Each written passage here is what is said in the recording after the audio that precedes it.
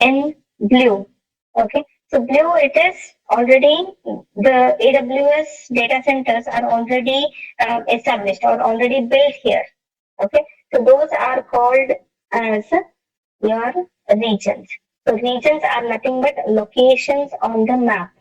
Okay, locations on the globe where they have their data center successfully set up.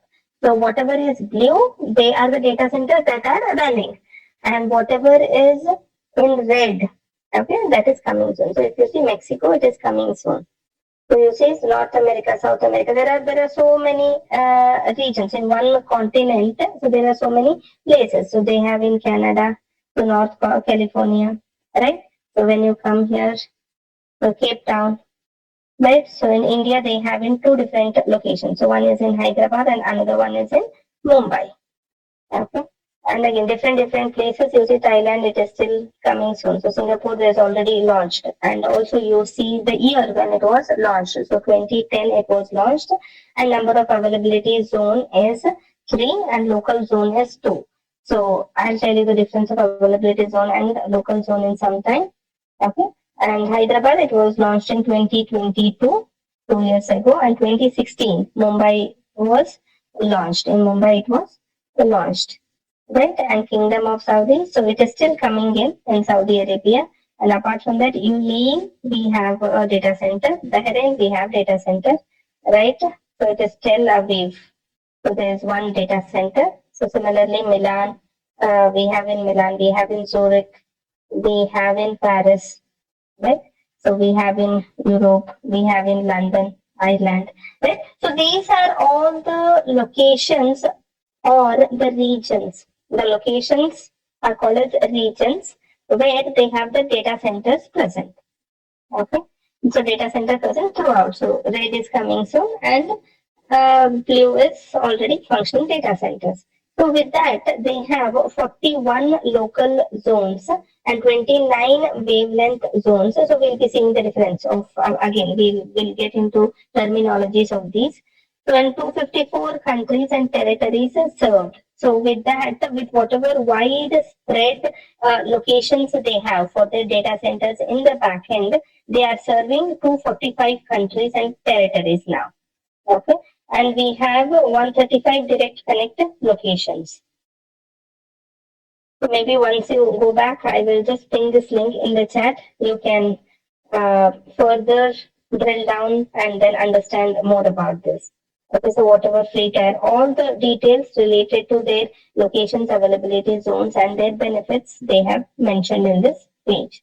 So for now, just remember this is how the global presence of AWS is. So they are present in 34 different regions and they have 108 availability zones. Now,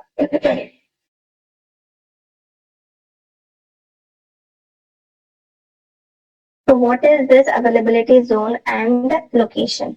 So for example, so this is location. Let's consider Mumbai. Okay. So Mumbai location. So Mumbai is huge. Okay. So Mumbai is a big place. Okay. Whatever number of kilometers or square kilometers it is, area was. Okay. So Mumbai is one location. And now in Mumbai, what they have is they have something called as availability zone or AZs. Okay. So what are these availability zones? So Mumbai, when they say Mumbai is a location, they have the data center present there. So what do you mean by data center here now? So data center is again that cold room, 24/7 electricity, cooling, everything should be in place, and big rack servers are placed. Okay, and where all the blade servers and big networking devices, everything related to the infrastructure is present in that room. Okay, so now how many data centers do they have?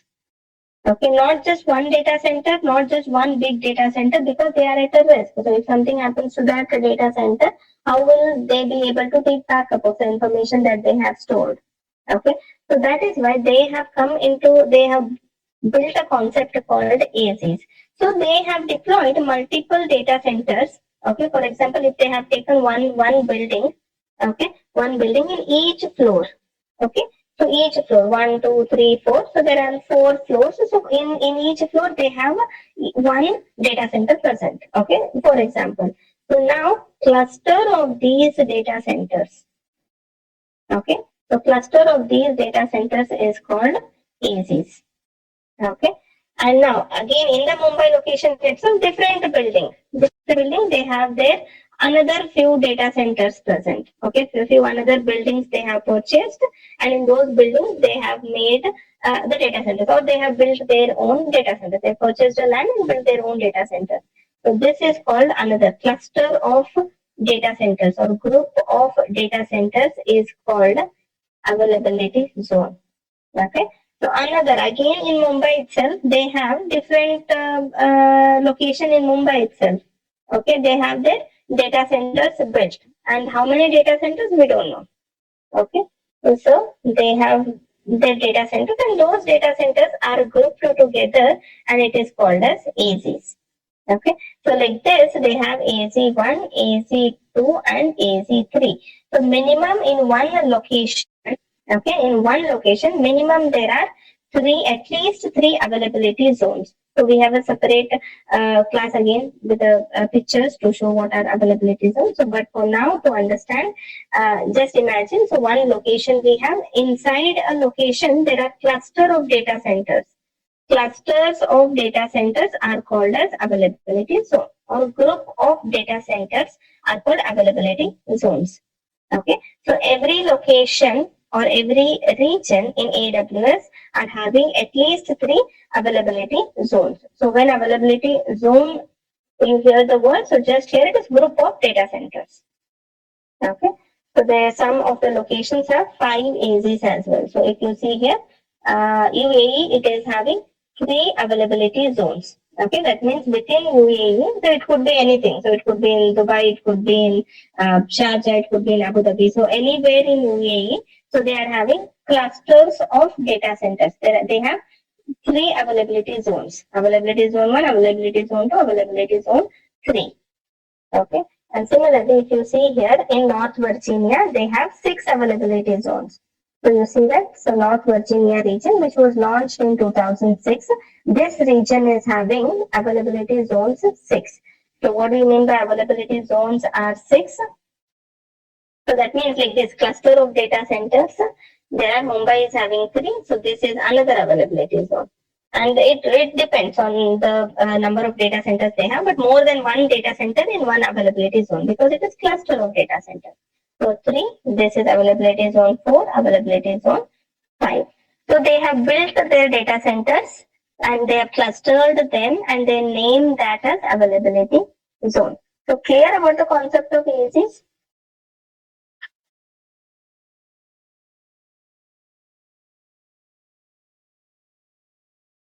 Okay. So we'll just next we'll just study about AWS also. Because when we are utilizing any services from AWS, we will have to specify. Some of the services are region specific. So we will have to specify what region we have to set up our own infrastructure. Okay. So now what are the services AWS is offering? So we saw what AWS is when it was founded, and we did see about their global infrastructure and what are the services that are offered by AWS. So we have as a compute, so again IaaS, PaaS and SaaS. Okay. So those are the 3 different main services, and within IaaS there are many services. Within PaaS there are many services categorization. So similarly, I have just mentioned couple of services that majority of the companies are using. So for example, compute. So for compute, it is EC2 instance, Elastic Cloud Compute. EC2 stands for EC2. So 2 times C, so Elastic Compute Cloud. So where it is, and again, there's another one for compute, we use Lambda as well. So storage, it is S3, so simple storage service, and EBS, Elastic Block Store. So when we try to attach some additional disks to your EC2 instance, it is called as EBS. Again, there's a separate class to study about storage. So we have database. So database example is RDS, so relational database service, and DynamoDB. So these are the database services that are provided by AWS. And for networking, we have VPCs, we have Route 53. So Route 53 is your DNS service.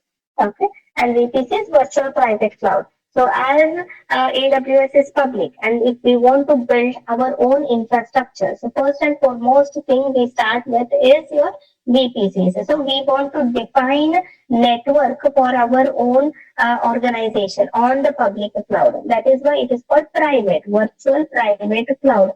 So within public cloud, we are trying to build our own private cloud. Okay. So again, do not get confused. It is like categorizing all your infrastructure devices or infrastructure elements into one basket. So you can consider VPC as that. So we have a separate class for VPC also.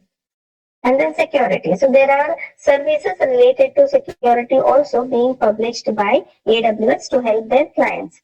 So we have IAM service, we have WAF, we have Amazon Guard Duty, we have many other, 3-4 other security related services. We have Security Hub, CloudTrail, CloudWatch, we have Guard Duty, we have, right? So many other security related services we have on AWS. Okay, and many more services covering analytics, IoT, etc. So for whatever AI and ML we keep hearing, so artificial intelligence, machine learning, big data. So as and when we keep on hearing this, and when AWS realizes that there is a need for them to offer something as a service, then they just go and build a service and publish it. So when they started with 10, 15, less number of services. But as and when they started realizing that, okay, their clients are trying to build database database on their on public cloud, then why don't I give database ready made? And just if you're using database, so pay me for database only. So you need not worry about underlying operating system, what version, and if there is a mismatch of the version, what are the environment changes I have to do to install database. So you no need to worry about anything. So you need a database service, okay. So purchase a database service from us, yes, you are done. So you want to implement firewall? Yes. Purchase a firewall from us? Yes, you are done. Right? So again, you need not worry about any compatibility, patching, upgrading, nothing. Okay? So that is again main idea of this. So again, we have something called a shield and all, which will help our websites to be secure against DDoS attacks. Okay? So these are the different services that are offered by AWS. Now pricing model. So till now we were saying that okay, we can use that and that is published as service, this is published as service. And how about pricing? So they have a variable pricing model. So the price for them is not fixed. So they won't tell you that okay, this is to instance if you use for these hours, this is the price. No, they again have some other features combined to it. So in EC2 instance, if you have 3 ETS blocks, then cost is higher. Okay. Again, in EC2 instance, there are different, what I can say, t-shirt sizing is what we call them. So T2 micro, so T1 micro. So like that, they have different sizes. So when I say different sizes, the size of an virtual machine, so size of your laptop or the configuration you call it. So when you go to vendor to purchase a new laptop, what do you ask? Or he asks, okay, what configuration is that you're looking at? So you say that typically you quote it in terms of memory and CPU. So you say that okay, this many CPU, this many memory, and this GB storage is what I'm looking at. Similarly, on AWS also, when we try to provision a virtual machine, when we try to provision an EC2 instance, so we will have to provide the configuration. So what is the size of the machine I would need? So when I say size, number of CPUs. Okay, 8 CPU, 4 CPU, 10 CPU, 12 CPU. So depending on number of CPUs and the memory, the RAM I would need. So 1 GB RAM, 2 GB RAM, 4 GB RAM, 8 GB RAM. So depending on that, they have predefined the sizes of these virtual machines. So when I provision EC2 instance, we will see that. Okay.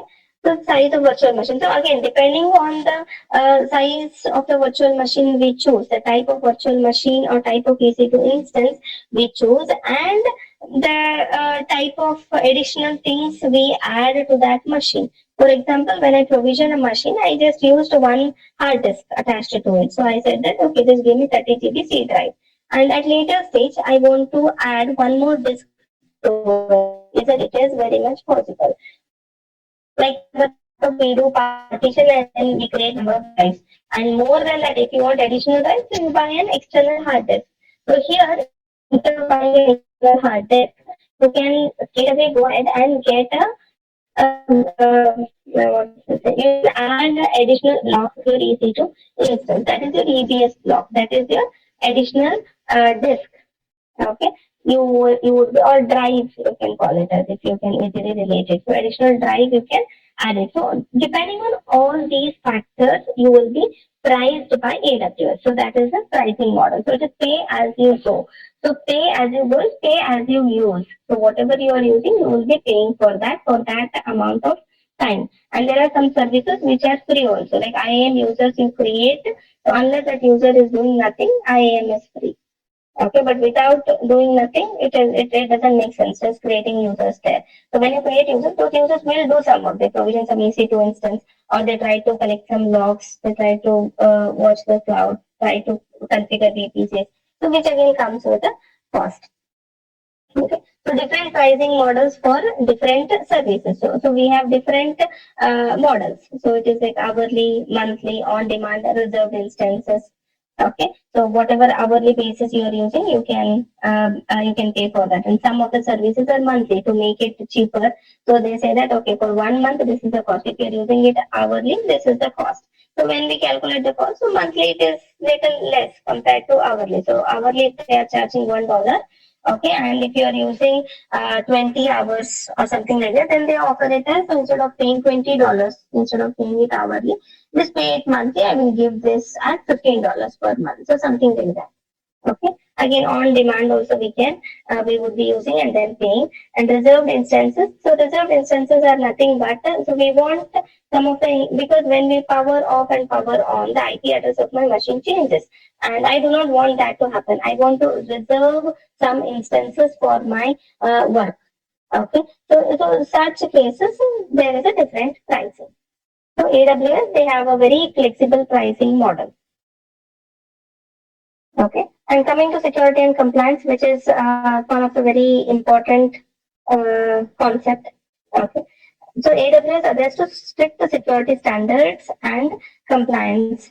Okay, so where there are some of the certifications which AWS has to take. So I'm not talking about the certification or the compliance that we as a customer should have.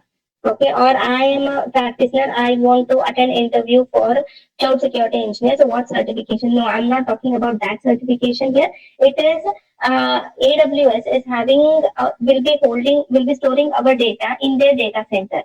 Now I should know whether their hardwares are certified. Okay, whether they are, what type of hardware they are using. Does that hardware have any vulnerabilities? Okay, so there are an auditing authorities which will be looking into all these details for AWS, and then they will be certifying them. Okay, so they are SOC certified, they are HIPAA certified, they are GDPR certified, because there is a rule from the government, especially in European regions, and when it is, I think it's a medical domain. Okay, so medical field, if they are using AWS for to store any of their patients' data or medical records, so they have to be, AWS has to provide these medical institutes with a certificate saying that okay, I am HIPAA certified, so my hardware, everything, I am certified with these certifications, and only then that's the rule that government has in that region. Okay, so European region, so that law or rule by the government, whoever, wherever I am storing data, so that storage has to be certified, or the data center I'm using, so they have to be certified. So that is why AWS see to it so that they, or to all their hardware and backend softwares that they are using, they are up to date. If they have to patch, and if any of the hardwares are having wear and tear, so they will have to replace the hardware on time. Okay, and the physical security. So if any thief or any unauthorized person try to get in into their data centers. Okay, because very good chances, they physically exist. So these data centers physically exist in whatever locations they have published. So Mumbai location, so there is. So Paris, London, so there is this physical data centers, and very good chances that unauthorized person might try to enter. So it is AWS's responsibility to see to it so that only the authorized person will be allowed to go into the data center, because data centers are very big, kilometer wise they have been spread. Okay, and they have all the rack servers, they have cabling. So if one cable is plugged out, you never know what blunder will be happening in the world. Right? So because of that, it is AWS's responsibility to manage physical security of their data center, and also security and compliance. They should adhere to the security policies and compliance policies, and they have to get certified with the proper auditing agents or the certifying agencies that we have, that the world trusts. So they have to be certified, and that is what we keep on doing. So provide tools and features for secure data storage, encryption, and access control. So for security, for securely, if I'm trying to store the data, it is their responsibility to provide the encryption of my data. So whenever my data is stored, and that's why by default AWS encrypt and stores the data, though I do not choose to encrypt my data. So no matter I'm just writing ABCD in a text file and storing it, AWS doesn't store ABCD in a plain text. So they encrypt it and store it in the backend, because they have to provide security to their clients. Okay. Now, customer base. Again, AWS is having millions of active customers. So today in market, if we see, AWS is having is a major shareholder for the cloud. Okay. So including many customers, active customers, millions of customers they have, where startups, enterprises, and government agencies are using AWS for their business. And some notable customers, so these are the big players in the market that we have. So NASA, Samsung, Netflix, Airbnb. So these guys are also using AWS services for their day-to-day tasks. And now, what are the use cases? So this is one of the, again, very important thing for you to understand. Only then you will be able to provide a better security. So only then you will be able to what I can say, understand the further concepts better. And this will help you to answer interview questions, because they would be asking. So if you go in as if you're getting interviewed as a cloud security engineer, so first and foremost thing is you have to know what purpose AWS is used for. And then how did you provide security for that purpose? Okay. For example, I am using AWS for teaching purpose to show demo to you all. So if that purpose I'm using, then there is absolutely no security needed for my account. So that will not come into picture. However, so my friend is using AWS, so she has got a startup. So she want to publish her website. And for publishing website, AWS is having all the resources in place. So she will pay to AWS, she will consume those services, and she will publish her website. And now her website, she has to see to it so that it is secure. So backend, she has got database deployed in AWS, where front end website, it is trying to interact with a backend database to fetch the account information. Right. So she has a startup where you guys can log in and create some accounts.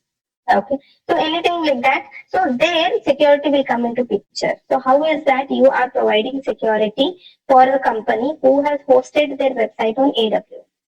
Okay. So like this, what are the different use cases that AWS has been consumed for? Why is that organizations or enterprises are transitioning towards cloud? Why is that they are, what is that the business goals they are trying to achieve on AWS? So you will have to be clear on that, on those purposes. Why organizations, why companies are using AWS? So if you answer that question why, then it will help you to answer how to provide security for that particular task. Okay.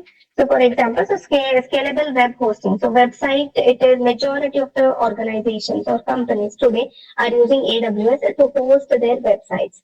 So when I say to host their websites, everything, they have their infra deployed, they have their load balancer deployed, they have their web servers deployed, they have configured WAF, they have configured Shield to protect themselves from any of the attacks.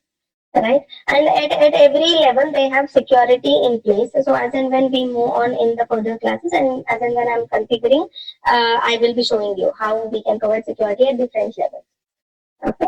But coming to use cases, people are using AWS for website hosting and data storage and backup. So to store data and backup, for example, on premises, I am having some, I'm achieving all my tasks using on premises data center. However, backup, because anytime my data center might go down, so there might be any ad hoc issues. Okay, it could be natural calamities or it could be some unauthorized person going in and plugging out the data, or somebody by mistake, some of the engineers delete the data, or anything can happen. Anything can happen. Okay, so data storage and backup purpose, I can use AWS. So some of my data, what is on premises, can be sent onto cloud for storage. And also there is some requirement like what I can say, the patient records and also if you go to some hospitals, to some healthcare, so they have a rule that they can store individuals' data for 2 years, for 5 years.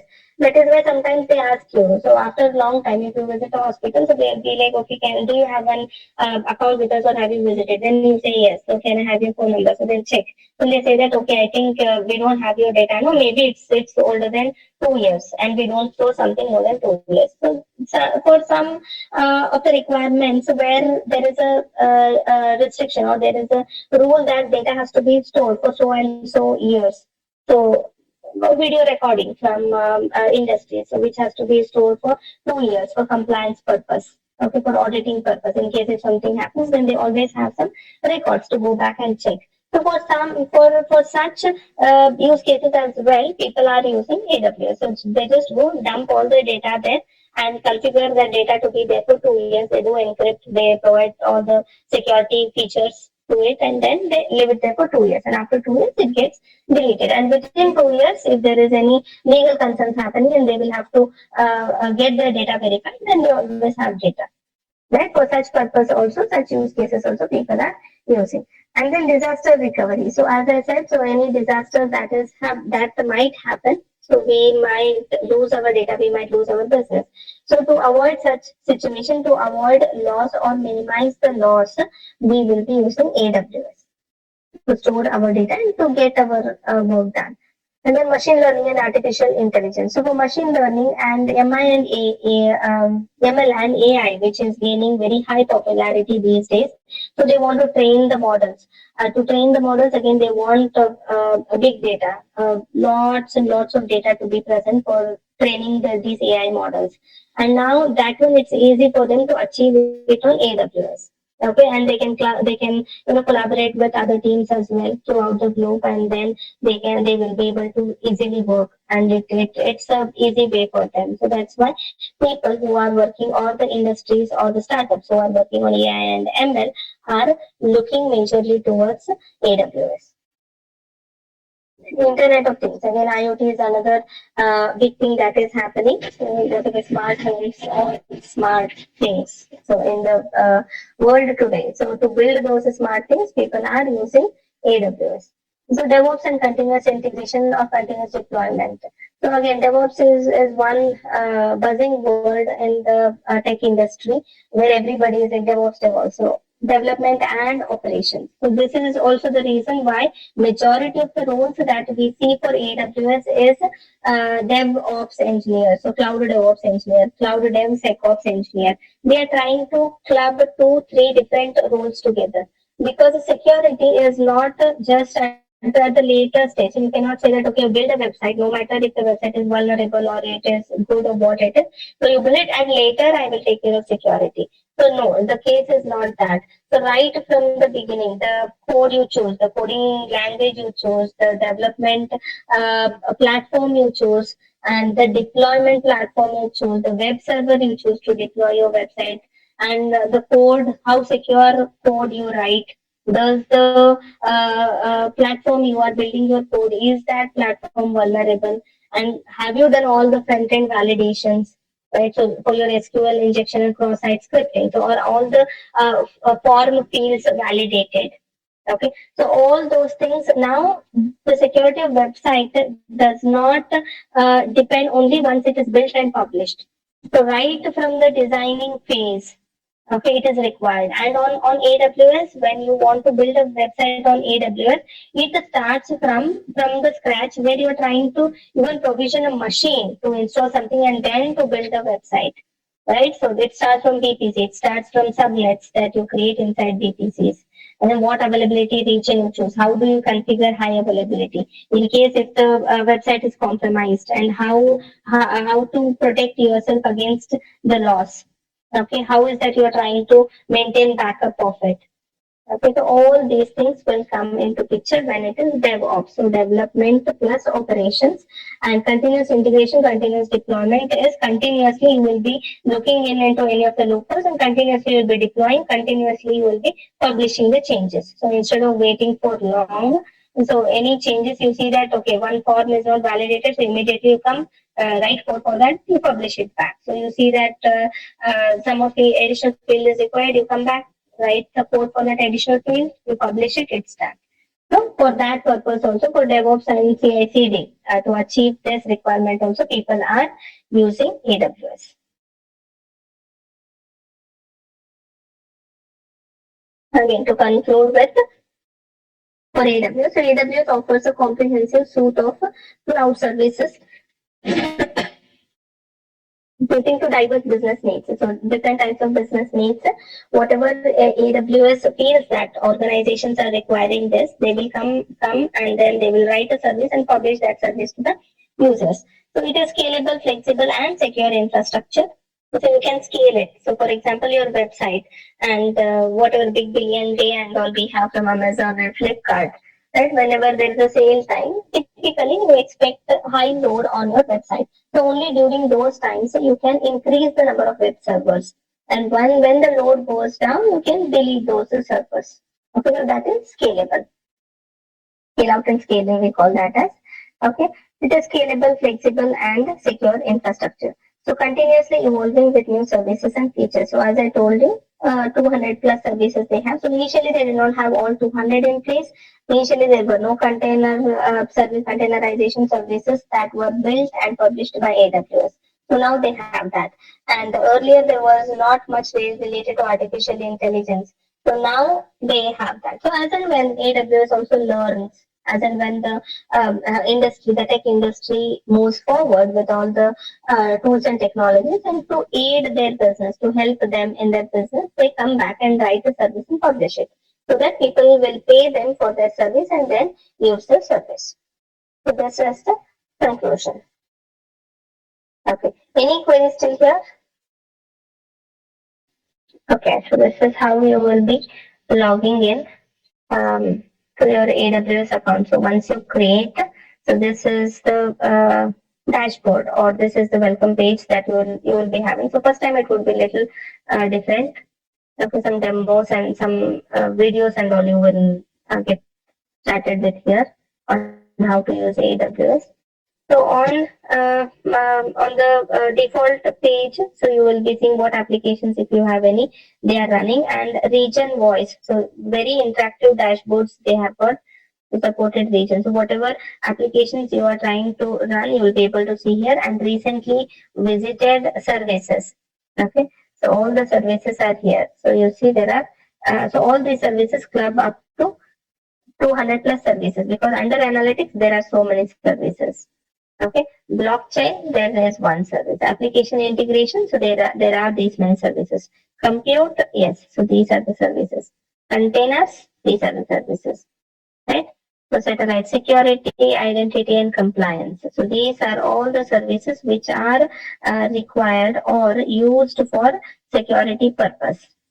Okay, and then storage related services we have. Like this, we have around 200 plus services. And if you want to search for any services, you can come here. And for example, if it's IAM, so just type in the service name, it will be populated here. You can click on that and you will get the service open.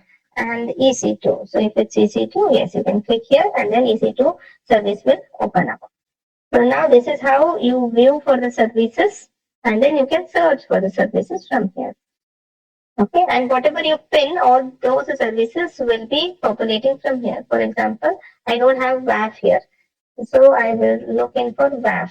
Okay, so WAF and Shield. if I just try to star it, okay, star it, so my function, it will be available here. So any of the services which I quickly want to access, I can star them to my starting menu. Okay. So this is how the dashboard looks like, and everything related to cost and all the AWS health of my AWS. I do not have any resources spinned up yet, so that's why everything is zero for me. Okay.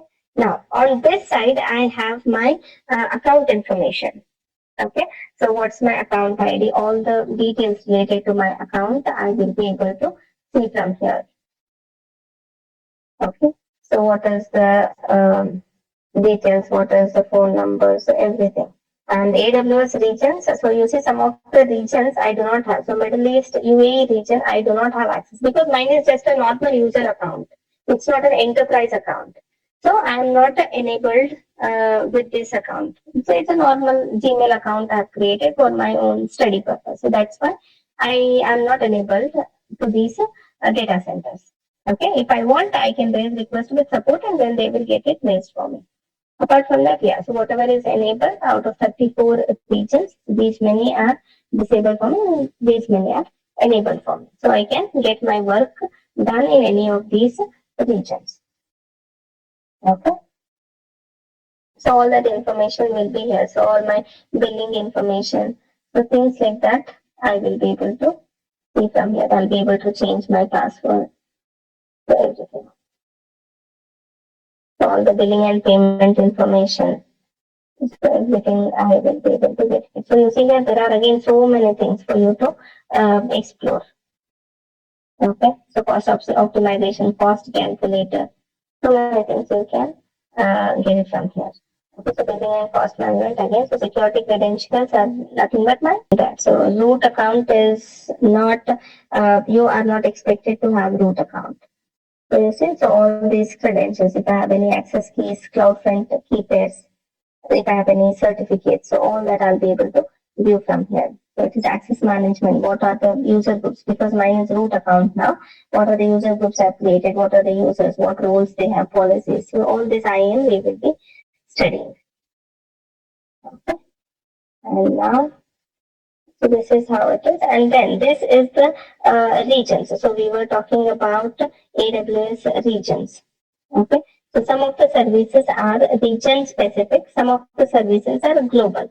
So if you see here, so I have selected IAM, okay, Identity and Access Management. Now, Identity and Access Management is a global service. So if you see, automatically it is global. That means when I create a user here, he will be able to access all the resources he is entitled throughout the globe. Okay, so this service is available throughout all the regions. For example, if I click on EC2, okay, EC2 is a service which is location specific, region specific.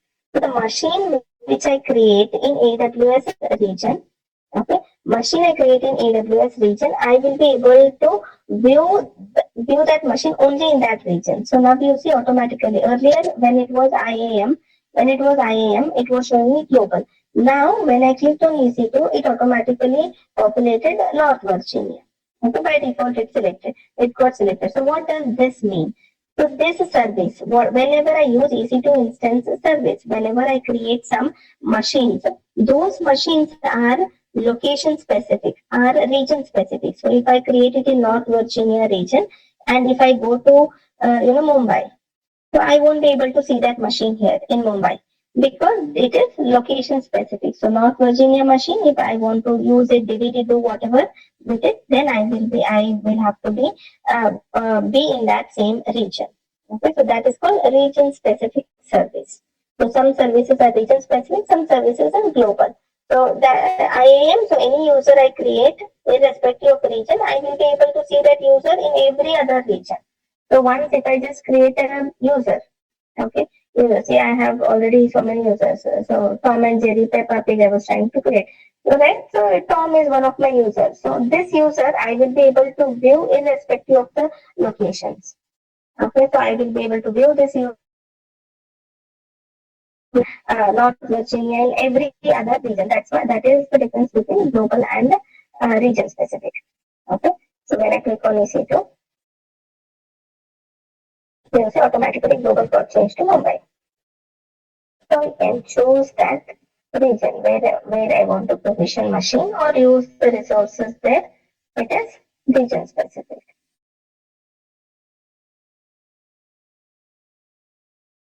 Okay. So this is about how do we select the regions. So how do we select availability zone in that region? Further, when we deploy EC2 instance, I will be explaining that to you. Okay. So again, under EC2, there are so many things that are related to EC2. Similarly, again on S3 service, all other things related to S3, I will be able to view it from here. Okay, so I do not have any S3 bucket, so it's not showing me anything. So as I was talking, any services you click on, there is a pricing chart associated with it. Okay, so either I can view the pricing details, I can check the calculators, because sometimes it is like, okay, first 30 GB is free. So for next 30 GB you will be, this is just an example I'm telling you. For next 30 GB you will be charged $0.1. And for next 30 GB, so 60 GB, you can say that it is $0.1. And then you can say that for next 30 GB it is $0.2. So something like that they can define. So all those things you will be able to calculate from here. You see at first 50 GB per month. So per GB the rate is $0.023. Okay, per month is 30 days you can calculate. Per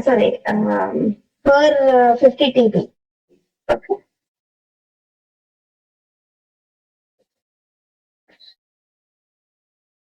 So for next 450 TB, it is 0.22 per GB. So like this, they have all the pricing details. But again, if you are just using it for learning purpose, you will not be charged. You will not be charged much. If you forget something, provision and forget, then you will get.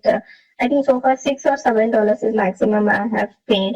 But you just provision, delete everything. So provision, study everything, delete it, then you will not be charged.